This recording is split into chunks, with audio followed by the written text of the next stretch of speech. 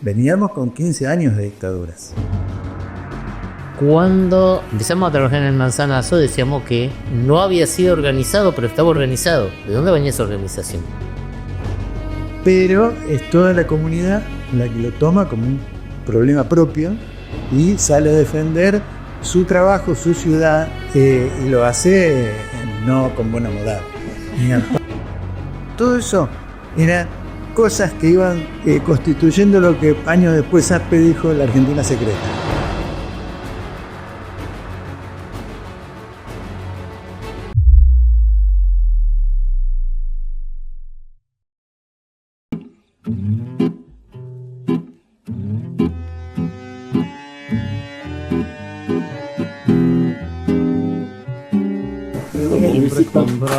Lucas,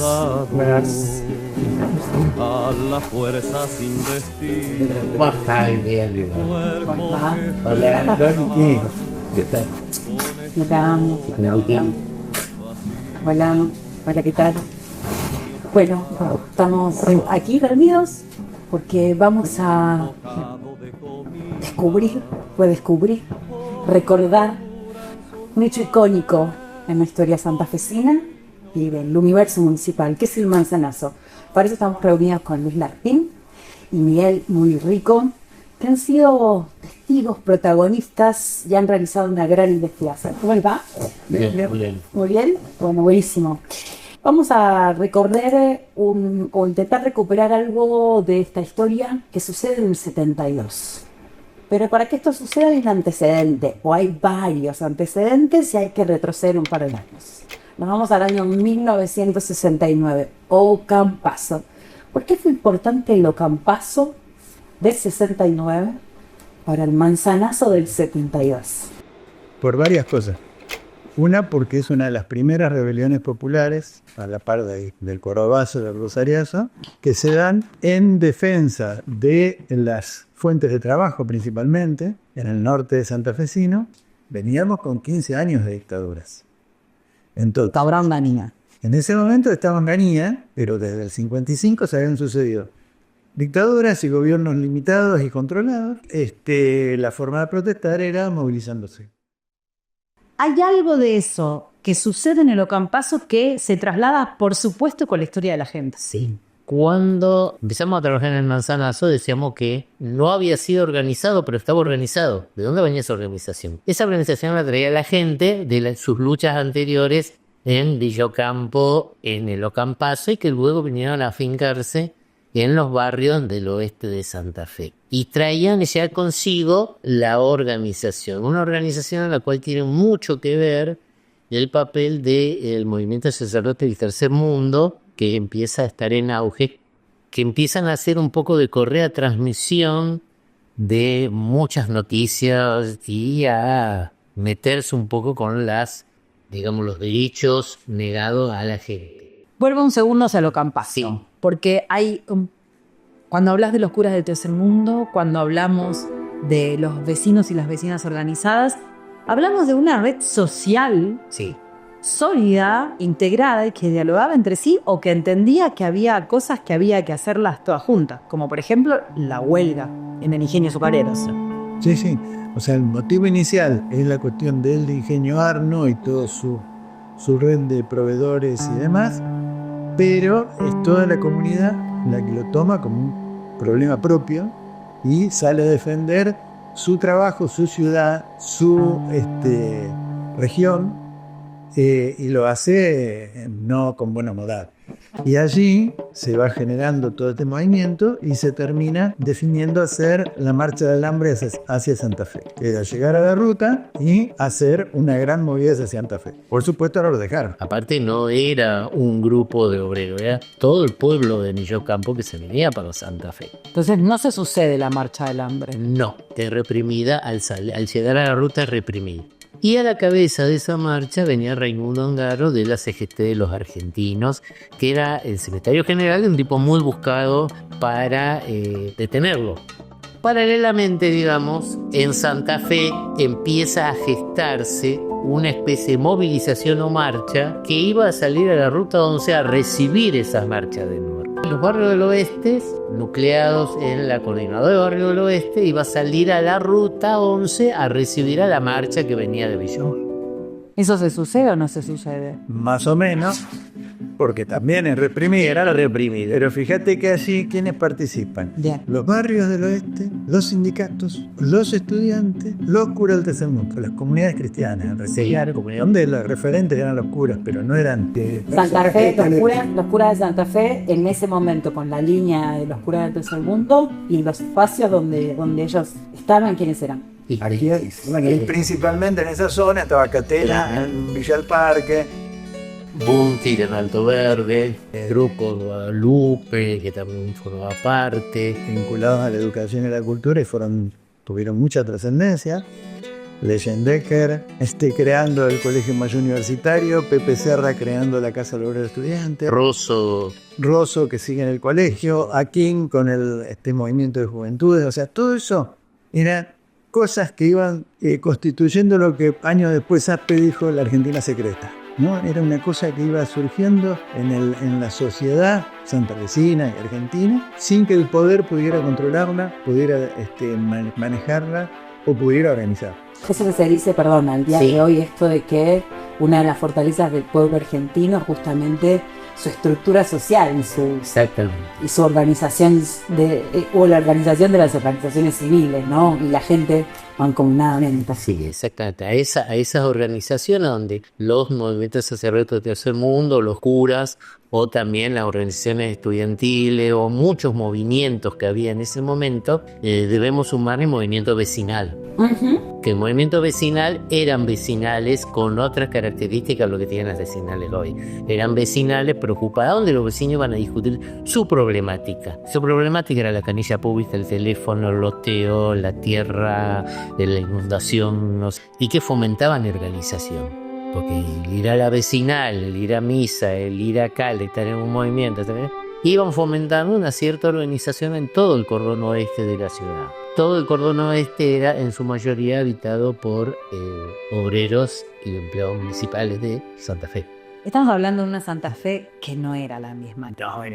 Y para eso están los mapas. Porque era otra Santa Fe. A ver, este mapa que tenemos hoy, ¿cuál es el de ese 69, 70, 71? O bueno, la década de 60 hacia fines y el actual. Mirá, este era el de esos años. Ajá. Todo lo que está en blanco es lo que hoy está lleno. En este borde, todo esto está lleno, todo lo del norte está completo, pero en ese tiempo, esta era Santa Fe. Una Santa Fe que, al principio del siglo XX, construye lo que le llamamos la ciudad entre bulevares. Sí, los marcamos. Entre bulevares. A ver, los tenemos. Boulevard Pellegrini, no tengo los lentes. A ver, los bulevares. Boulevard Pellegrini Galvez. Claro, este es uno de los bulevares. General López, ese es Avenida Freire. General López. Ah, bien, General López. Y Rivadavia. Esa era la ciudad tradicional. Bien. Donde estaban las instituciones, el comercio importante, las familias tradicionales y demás.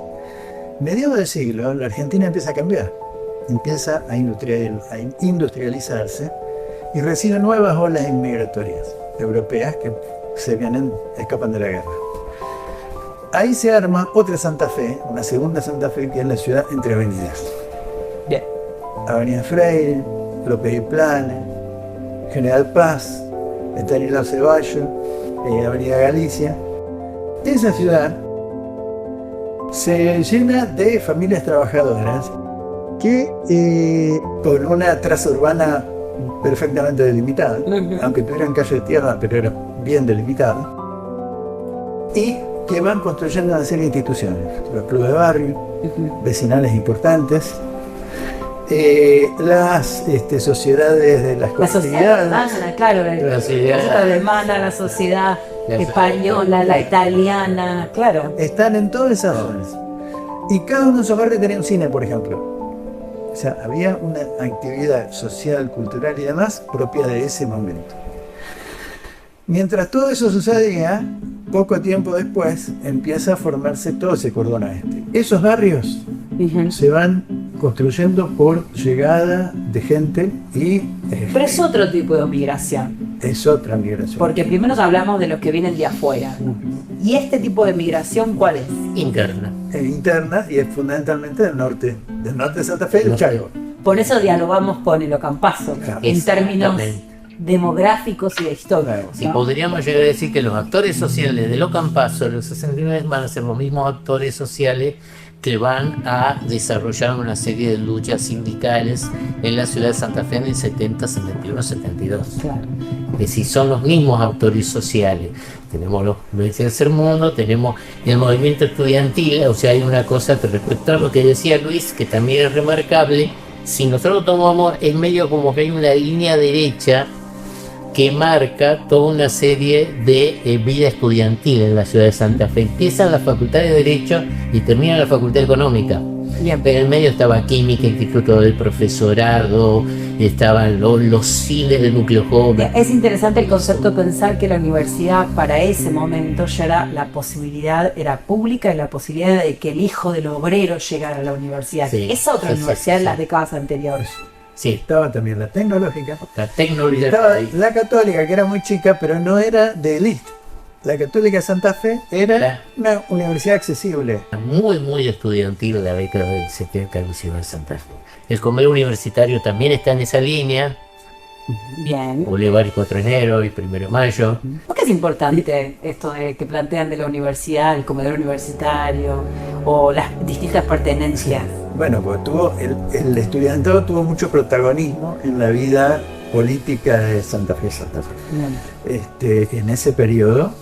Y había algo que nosotros siempre lo reflexionamos en estas circunstancias, digamos, de mirar hace 50 años atrás, Ujú. que los ámbitos de relación y de participación y de discusión y de todo eso eran muchos, eran muy variados. El comedor universitario era uno, que iban todos a comer porque no tenían plata para ir para comer de otra manera. Claro. O sea, no eran estudiantes pudientes, digamos. Pero estaban, por ejemplo, los cineclub. En Santa Fe había dos cineclubes, ¿no? Con mucha participación, era un 90% jóvenes. Sumarle que en esos momentos el Cine Club también funcionaba como instancia de información, aparte de acción, digamos, porque los medios en ese momento, por supuesto, la radio, los diarios, que tenemos ahí un par de cosas para contarlo de los diarios también. Hace un rato me contabas de una de las revistas específicas que, por ejemplo, titula situaciones de lo Campazo. Digo, los medios tenían, no son los medios de ahora, por supuesto, ni tampoco los ciudadanos y las ciudadanas tenían la accesibilidad que hay hoy por hoy con un smartphone, con un teléfono. Los cines también funcionaban con los informativos, ¿no? Claro, escuchá, en el año 66, 68 había un televisor por cuadra. Ahí va. Y ese televisor tenía dos canales que transmitían de las 18 a las 24. O sea, era otro el modo de relación. Hay una noticia. Pero que era justamente mucho más potente. Porque era persona a persona, grupo a grupo. Y eso generaba todas esas olas de participación, como sumarse a la marcha, a recibir a la marcha de madres. Porque todo eso se hablaba antes, no te llegaba por un WhatsApp. No, la columna, digamos, la cadena de información no era WhatsApp. Eran los curas, las misas, las vecinales, los grupos juveniles, los estudiantes, la facultad, el comedor universitario. Ese era el WhatsApp de la época. Claro. Y es importante ver cómo se iba suscitando y se iba trasladando toda la discusión y toda la información. El núcleo joven, que era uno de los dos cineclubs que había, normalmente las funciones del núcleo joven muchas veces empezaban con el coro del Cristo Obrero, de la Cora de Catena y Villa del Parque. Ahí tenemos una unión estudiante-barrio. Era una cuestión muy entrelazada. Me salgo de este universo universitario, me salgo de los bulevares y la ciudad extendida en la década del 50. ¿Qué sucedía con los trabajadores municipales y la Municipalidad de Santa Fe en esta distribución? Era otra municipalidad. Era otra municipalidad. No, era otra. Claro, porque es importante decirlo esto. Sí. El Ocampazo surge de una situación de una crisis azucarera arrastrada, con muchísimos movimientos sociales a través de los años. El Manzanazo trae algo de eso, pero con características específicas de nuestra ciudad y del gremio de la lucha de las y los municipales. Sí. Era un estado municipal que tenía muchísima más actividad, presencia, importancia e influencia en la vida de la ciudad. ¿Por qué? Porque estaba por todos lados. Acá está Parque Garay. Este era el Triángulo, hoy conocido como Villa del Parque. Y acá estaba la Maestranza. Palacio Municipal debe haber estado por aquí. Todos los que trabajaban en la Maestranza Municipal, que era, por ejemplo, la recolección de basura era municipal, el arreglo de las calles era municipal, el alumbrado público era municipal, los cajones de muertos que se hacían en la carpintería municipal para los sectores más digamos vulnerables de la sociedad, como se dice hoy. A su vez, si nos vamos yendo desde el hipódromo, nos vamos yendo hasta el Yapeyú, vamos a tener los ladrilleros, los hornos de ladrillos. ¿Había horno de ladrillo? Habría horno de ladrillo de la municipalidad para hacer ladrillos que luego eran vendidos a los empleados municipales, y el remanente se vendía a precios muy accesibles para que se pudieran hacer. Bueno, volvamos acá. Y ahí Entonces, tenía. acá estaba la ladrillería. Entonces fabricaban ladrillos. Fabricar ladrillos, hacían ladrillos, eran los barrios Stanlio López, y siguiendo un poco más llegaba a Yapeyú. Yapeyú se formó alrededor del Instituto Frigorífico Municipal, que era matadero y frigorífico y abastecía de carne a la ciudad de Santa Fe. Municipal. Municipal. A su vez estaban las delegaciones municipales, que eran las que mantenían las calles de tierra, pues no todas las calles eran asfaltadas. El regador era municipal, las delegaciones municipales, estaba el Palacio Municipal, y lo que es el loteo de toda esta zona, que luego va a ser Santa Rosa, el mismo Villa del Parque. El loteo municipal es una campaña que inicia la misma municipalidad. Ajá. Otra instancia municipal es las canillas públicas. Vamos La actual corriente que tenemos hoy llegaba hasta cierto... A los bulevares. Llegaba hasta las avenidas. Hasta en esa época hasta las avenidas. avenidas. Más allá, como yo decía, no había transurbana, por eso se hacen los loteos. Bueno, no había agua, entonces se hacía un tendido de una canilla pública que abastecía a varias manzanas. Y parte de la lucha, del trabajo de los habitantes de esa zona era conseguir que haya más canillas. Y a veces ponerlo de prepo. Estamos hablando con Muni y con Luis. Estamos recuperando algunos de los antecedentes que terminaron siendo el manzanazo, un hecho social único en la ciudad de Santa Fe y que tiene sus antecedentes allá por el 69. Y también recuperando algo de esa Santa Fe y esa red social que se gestó en ese momento, con una ciudad absolutamente distinta. Vos recién preguntabas la importancia de los municipales y todo más, y esto te lo relaciono con la carestía de la vida. Yo me había olvidado, todos los mercados, ahora está el mercado concentrador de fruta, Los mercados que dependían los mercados eran todos municipales. El mercado central, donde ahora está la Plaza del Soldado, el mercado que estaba sobre Avenida. El mercado central es el que está en la Plaza del Soldado y que hay un mercado aún refaccionado, además hay locales. No, No existe era la más. Plaza del Soldado. Era toda la Plaza del Toda la Plaza Soldado. del Soldado. Bien, ese es el mercado central. Después estaba el mercado de Abasto, que estaba en la Avenida Freire y Mendoza. Bien. No. Después estaba el Mercado Progreso, que sigue siendo Mercado Progreso, y el Mercado Norte, que sigue siendo Mercado Norte. Los únicos dos que aún continúan bajo la administración de municipio. Pero todos esos mercados eran mercados donde la gente iba a comprar a determinado precio. Pero a su vez... Y comida fresca. Pero a su vez estaba todo un sistema de lo que llamábamos las famosas ferias francas municipales. Que estaba la Feria Franca de las Cuatro Vías, la Feria Franca de Guadalupe, la Feria Franca de Salvador de Carril y General Paz, o sea, una por barrio, que también eran municipales. Bien. Donde iban los propios productores de las quintas de todo alrededor a vender sus productos. Bien. Todo eso ayuda. Entonces, toda la vida estaba centrada muchísimo en lo que era el Estado municipal, por decirlo de alguna manera, ¿no?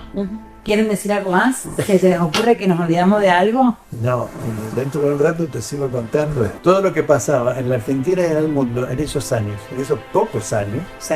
pero que hicieron que cambie la situación acá y que cambie también, en nuestro caso en particular, pero de miles, nuestro protagonismo, nuestra participación, nuestra posición en la vida, en la sociedad.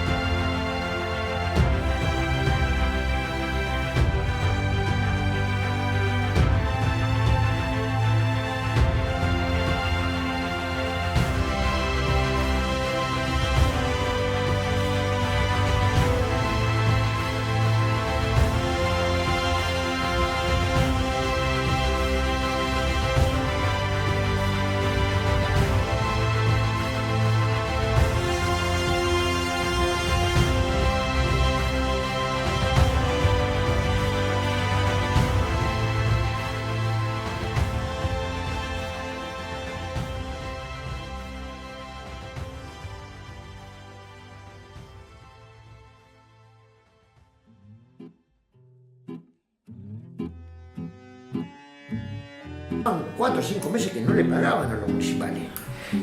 Y muchos vivían en mi barrio. Entonces se armaron ollas populares para que comieran los municipales, ahí en la vecinal. Recibíamos mucha solidaridad. Por ejemplo, del comedor universitario. Nos llegaban las bandejas de comida del comedor.